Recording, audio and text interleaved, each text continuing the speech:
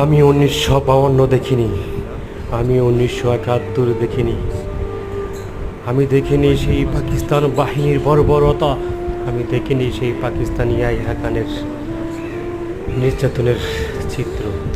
তবে হ্যাঁ আমি দেখেছি, তবে আমি দেখেছি 2024 জুলাই মাসের আমাদের জননেত্রী শেখ হাসিনার গুন্ডা বাহিনীর বর্বরতা।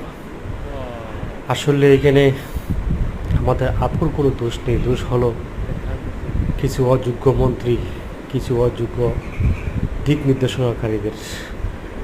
আমি দেখেছি এই সৃষ্টি হতে, তাই তো আজ আমাদের পশ্চিম আকাশে রক্তের লাল আজও লেগে আছে। ছাত্রদের সেই হয়রানি, ছাত্রদের সেই আত্মচিৎকার বাংলার আকাশে বাতাসে যেন মুগুলিত কবিলিত হয়েছে।